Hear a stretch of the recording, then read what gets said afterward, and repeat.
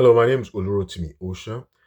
Today, I want to discuss Nelson Mandela's long journey from being an attorney to becoming an advocate. So, he was initially licensed and admitted as an attorney in 1952, August 1952, but he didn't become an advocate, right, until 1989 while he was in prison. I know I've done an earlier video explaining that a lawyer is different from an attorney. Now, you need to forget all of the stuff I said about an attorney in the United States. So, in America, we don't have a multi tiered system, we only have one tier. Everybody who is licensed to represent clients in court, anyone who's an officer of the court who's gone to law school, or lawyers who've gone to law school and licensed to represent clients in court, they're all attorneys. So that's the only thing they can be. A lawyer is an umbrella term, right? It's a larger umbrella term for anybody who's trained or educated in the law, right? They're educated in the law. They're not necessarily licensed to represent clients in court. So, um, attorney in South Africa, there's a two-tiered system, right, of attorneys and advocates, right? They're both lawyers. Again, lawyer is a large umbrella term, but forget the explanation I gave regarding an attorney in the United States, because remember, uh, the practice, the representation that a lawyer provides clients varies by jurisdiction. So now we're in South Africa. They have a different, excuse me, we're in South Africa now. They have a different jurisdiction, and it's a two-tiered system, like the British. In England, they have solicitors and barristers. It's barristers who are called to the bar. It's more prestigious. They hire more. They argue more complex complex litigation in the highest courts in Britain, right? They're the ones who can take silk. Silk is the most prestigious tier, and solicitors, well, they're also lawyers, uh, and they deal more with you can say maybe general practice. They deal with soliciting, right? Soliciting, negotiating with clients, and then they refer cases to the barristers. That's in England. Now, so that's sort of similar. It almost mirrors what you have in South Africa. So attorneys, sort of equivalent to the solicitors in England, not strictly so. While advocates, right, they're the ones who are specialists in higher courts, the highest courts in South Africa. They are specialists in litigation and advocacy. Again, we can understand the difference, the nuance in the etymology of the words, right? So we've brought in a new word again, advocate, right? Advocate. So advocate, that's from the Latin, right? It's from Latin, the Roman Empire, from the Roman period, the Roman Empire. So advocate, it's from advocatus, which means to plead on behalf of someone or to call to speak on behalf of someone. Uh, Also from the Latin word advocari, right? Ad means to, towards, vocari, vo. You can tell that means voice, right? It means voice in Latin. So you're speaking to call to speak on behalf of uh, a person or in court, right? So you're pleading, you're a pleader on behalf of a person or someone in, or you're pleading a course. Sorry, you're pleading a cause, not course, a cause in court, right? You're pleading a cause in court. And so in South Africa, that's sort of the more prestigious, the higher level, right? Being an advocate. And this was Nelson Mandela's desire, but he wouldn't qualify to become an advocate until 1989 when he was in prison. However, he was a lawyer. He did practice as a lawyer. He was an attorney. So, an attorney, you know, again, that's the from the French, right? From the French word um, attorney, to be an agent, somebody who represents another, who acts as an agent. He can also in courts. So Nelson Mandela did practice in court as an attorney, and he qualified in 1952. So he took the attorney admission examination in 1951. He passed it. I think that was in August 1951, and he. So there's a process in South Africa, and things have since been reformed. So I'm giving you the way it was back in his day during the apartheid government, right? After he became president, there were reforms, right? But back in his day, um, you were required to have an LLB, which is the abbreviation for Legum Baccalaureus, right? Baccalaureus. I'll just call it LLB, um, which was the degree, the law degree that was required to be admitted to pupillage, right? So you have to go through what's called pupillage if you want to become an advocate in South Africa. So pupillage, that's like um, the equivalent of the English Inns of Court. So let me just stick it. I'll do another one and describe uh, the British system of becoming a barrister, as opposed to, in contrast to what we have in South Africa. Right now, I'm talking about Nelson Mandela's path. So, for to be an advocate, you go through what's called pupillage, and that's sort of a practical training in which the person who's received his LLB works in chambers under an advocate, right? Under someone who's a trained, an experienced advocate. So sort of an apprenticeship, right? Pupillage, and then they take a national bar examination, right? So that's the process. So, however, in Nelson Mandela's time, to be an attorney, you don't have to have an LLB. I think just a bachelor's was all Nelson Mandela required. Nelson Mandela had initially tried to get the LLB. That was his objective. He wanted to be an advocate because advocates, once you pass through pupillage and you're an advocate, you have automatic right of appearance at the in the highest courts in South Africa. That's the Supreme Court, the Constitutional Court, the High Court, the highest courts in South Africa, which the attorneys did not have. So, by the way, I read Nelson Mandela's Long Walk to Freedom, his autobiography, while I was detained. So, I'm expressing this from his point of view, his perspective, his explanation, and he goes into detail and explains the process, the procedure.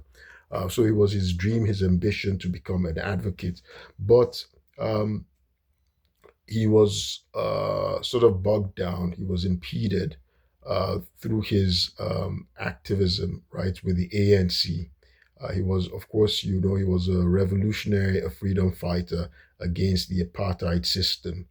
And so, but he continued, he persisted throughout. So, um, he of course, he was born in 1918. So I'm just going to give a quick timeline. He was born in 1918. He uh, went to university at University of Fort Hare. University of Fort Hare is a was a I don't know if it's still in existence, but University of Fort Hare was a black university. Well, of course, there was apartheid in South Africa, right? Everything was segregated in South Africa between the blacks and the whites, right? And then you have coloreds, you have Indians, but everything was segregated, right, under the apartheid government in South Africa. So University of Fort Hare did graduate a number of prominent black people. Uh, uh, I think Oliver Tambo, Nelson Mandela, Desmond Tutu, they all went to University of Fort Hare. However, Nelson Mandela did not graduate. He was expelled due to his involvement in student activism and a student boycott. Of course, Nelson Mandela is known for having being involved in ANC's activities to overthrow the apartheid regime. And of course, eventually He was sentenced to life for attempting to overthrow the government in South Africa, and of course he spent 27 years in prison. He was released and in the 90s, and of course in 1994 he became the first black president of um, a united South Africa, right, where there was no longer segregation. So, and during that time, that period while he was in prison, he continued his lifelong passion to become an advocate. So, he was expelled in, so back to the 1940s. In 1940, he was expelled from University of Fort Hare, and he, however, he took correspondence classes through a distance program at the University of South Africa. University of South Africa provided, and I think that that's still what it does today. It's now since there's the internet, like it's like provides online university education. But back then, there was something called education by correspondence, distance education. So I guess they sent things, their paperwork, their assignments, and their responses via mail, right? So it was called correspondence, getting your university education by correspondence. So that's how Nelson Mandela got his Bachelor of Arts degree. So he got a Bachelor of Arts degree from the University of South Africa, not not a law degree. He didn't get a law degree. He was admitted for a Bachelor of, he graduated with a Bachelor of Arts degree from the University of South Africa through correspondence. After he'd been expelled from University of Fort Hare, he completed the rest of his courses and got his degree uh, through distance education from the University of South Africa. After that, he now registered in 1943, right, to at University of Witwatersrand. It's an elite. It's still an elite. One of the top two universities in South Africa. University of Cape Town is number one, ranked number one. By the way, my brother's a professor in South Africa. He's at the University of Cape Town. The last time I checked, so my older brother, he's an author. He's at the University of Cape Town. He's a professor of philosophy, and yeah, he specializes also in South Africa, Southern Africa, by the way. So Nelson Mandela was registered at the University of Witwatersrand one for the LLB, right, the Legume Baccalaureus, to be so because he wanted to be an advocate, right? Um, However, unfortunately for him, he failed his final exams three times. He kept failing his final exams because of his, they said, because one, he was heavily involved in the, uh, the independence or the freedom struggle with the ANC. That's one. And the other reason is they say is the dean of the law school, who was his professor as well, a Professor Halo, who was a German, was racist. They said he was racist, and they said he believed that um, law, the mastery of law, which is in South Africa, they have a two-tiered system. Being an advocate is the higher level, right? It's more complex. The mastery of law, um, you know, could not be law could not be mastered by women or by blacks, by Africans. That's what the racist professor of Nelson Mandela thought, and so he thought law could not be was law could not be mastered by women or by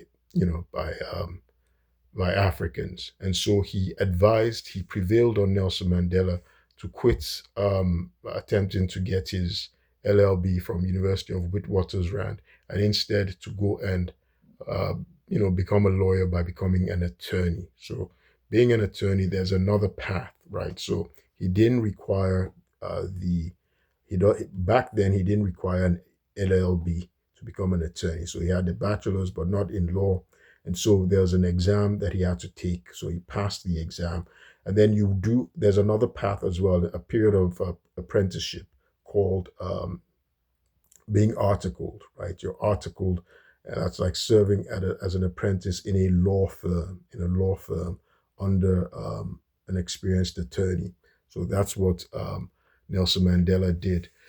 Nelson Mandela would article with a Jewish law firm. That's Witkin, Sadelsky, and Witkin, Sadelsky, and Edelman. So he articled, served as a law clerk, articling. That's like his apprenticeship to become an attorney. And then he passed the attorney admission examination. And so he qualified as an attorney. And eventually he worked briefly in a law firm. And eventually he established the first Black owned law firm with his partner, Oliver Tambo. Right. So both of them uh, owned the first Black law firm in South Africa. Now, to be an advocate, again, that's a different path. Of course, more challenging, required the national bar examination. And then instead of articling, they call the apprenticeship pupillage, and they work in a chambers. Right, that's very different from America. America's system is completely different. So I'm not going to conflate the two. I'm just going to stick with South Africa and Mandela's process. So Mandela, even though he was now an attorney, as an attorney in South Africa, what he could do, again, an attorney is not an advocate. An attorney was limited in things he could do. He could appear in court on behalf of clients. There are different levels of courts, even in America. Let me just point that out. For instance, again, law is by jurisdiction. In America, we have 50 states, and each state has its legal system, its court system.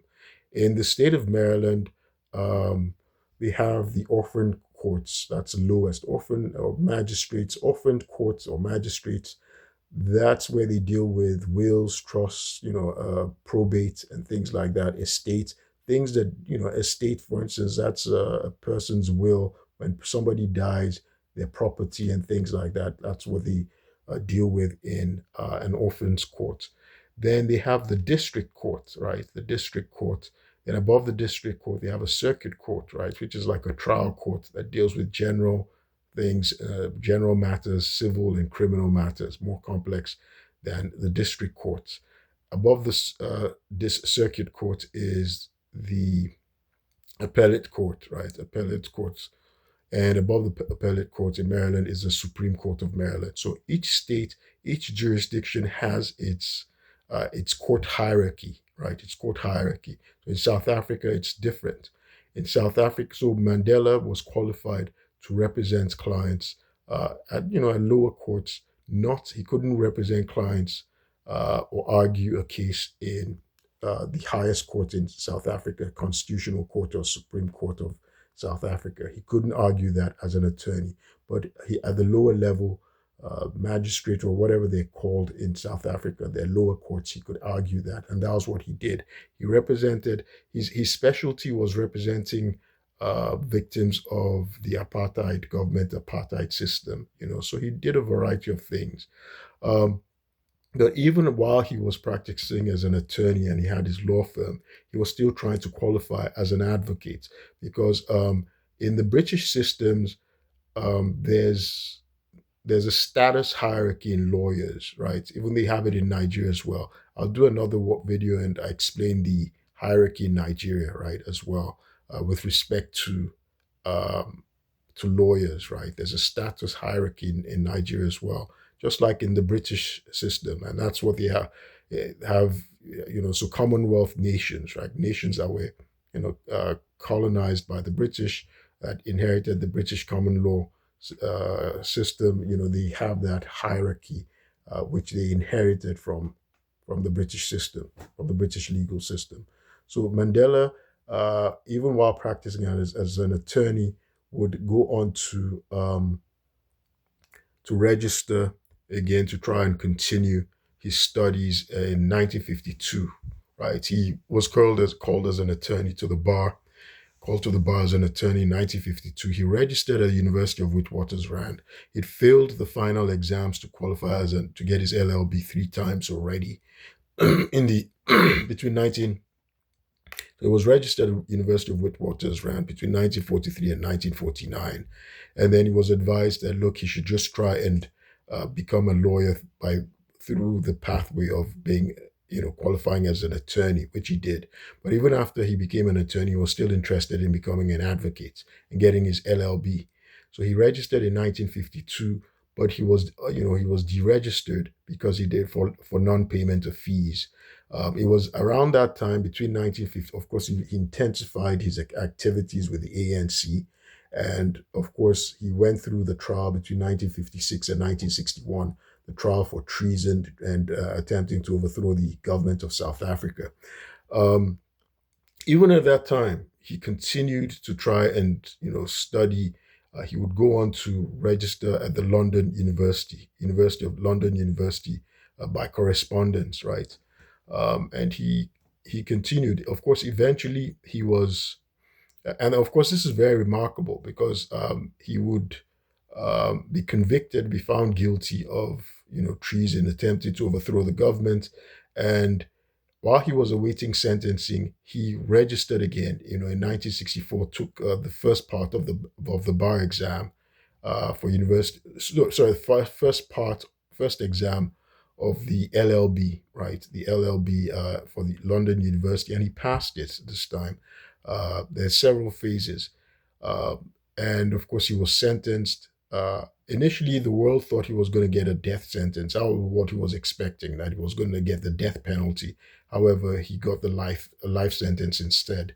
So while he was in prison, he continued, and he in 1967 he passed an exam. He continued, and then he also again tried to register with University of Witwatersrand, but the Department of Prisons in South Africa, under the apartheid government, started to obstruct his attempts to get his LLB degree. They started to sabotage it, like because he would send letters and he would request forms, applications, and they were really intercepting his mail, and they would block his mail, and so they started to sabotage and block his attempts to get his LLB in the 70s. And in 1974, they would not deliver an application form that was sent to him by the University of Witwatersrand.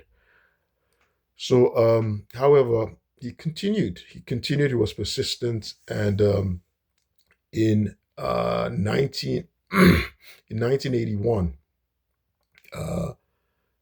Later on in the 80s, the dean of the law school at University of South Africa would persuade the apartheid government to stop obstructing Mandela's attempts to get the LLB while he was in prison.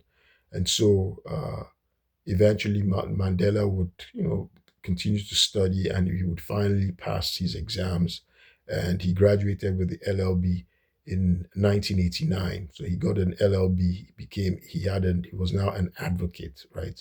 In 1989, which is remarkable. Of course, it was in the 70s. 1989, he was about 71 years old when he finally got his LLB.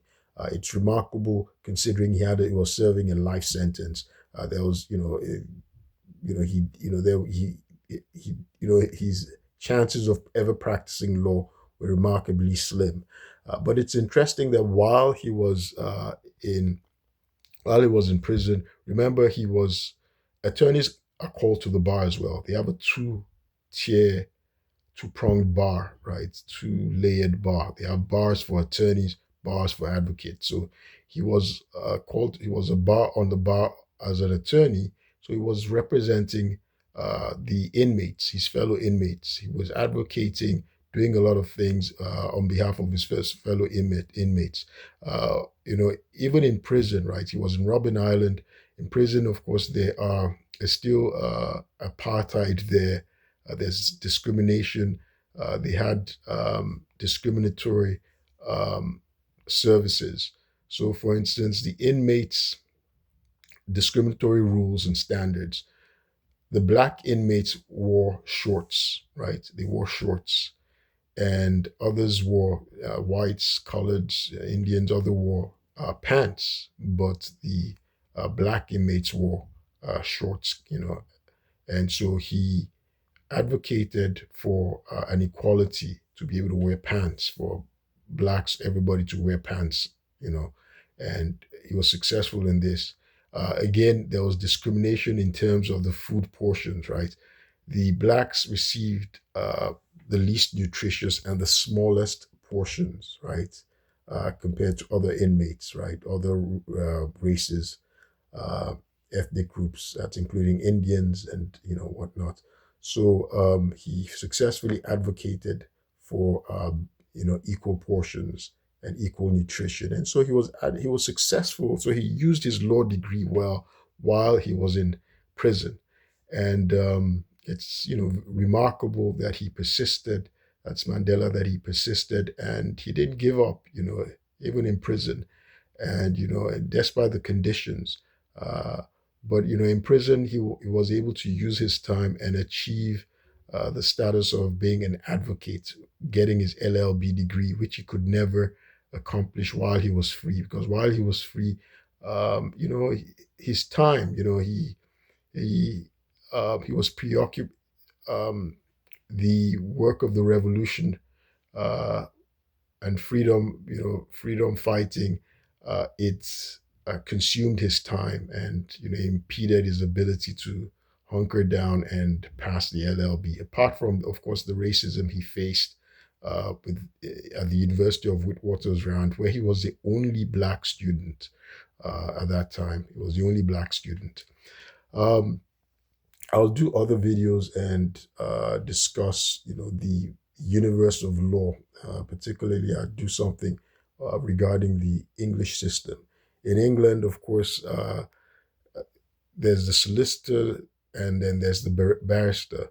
The solicitors are the ones who are able to, both of them, they will typically graduate with a bachelor's in law, and but the solicitor deals with negotiating with clients, preparing a case, and then they brief the barrister, right? They brief the barrister, similar to what happens with the advocate. The advocate, it's the attorney who gets the client, and because they can't appear in the highest courts in South Africa, things have changed now. By special qualification, attorneys can, but typically the attorneys would brief the advocates that's in South Africa, and the um, the attorneys, they brief. So the process of explaining or referring a case to the advocate is called briefing, right? They brief them. And, again, the advocates, they argue the cases, they go to court and they argue the more complex cases. They're specialists in litigation and advocacy, whereas the attorneys are like general practitioners, right? They're general practitioners doing a variety of things. And they're the ones, they can collect money, right, they can collect money from the uh, from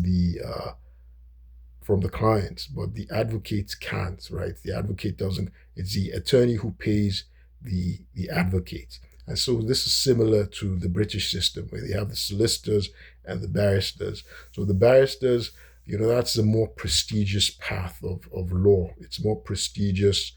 They're called to the bar. In England, the solicitors aren't called to the bar like the attorneys are called to the bar in South Africa to an attorney bar. The English In England, the solicitors are called to a roll. They're on a roll, and the barristers are called to the bar. They go through an inn of court where they apprentice. Right, it can be Gray's Inn, the Lincoln, or Middle Temple. So they go through the uh, an inn of court. They're called to the bar, and then they have levels. When they're more experts, when they demonstrate more expertise over the years, then they can become Queen's Counsel. When they had a Queen of England, right? Now they have a King's Counsel. That's what it's called, KC or QC. So now they have a KC. That means they're taking silk, right? They're taking silk. That's the term that's used, the reference that's used when they become King's Council, taking silk, because the gowns, you notice the British, the attorneys, the barristers in court, they wear these gowns. So the junior barristers use cotton, right? Their gowns are made of cotton, but the more prestigious, the elite, use silk, right? The gowns are made of silk, and that's when the King's Council. That's when they take silk. That's a term that's used.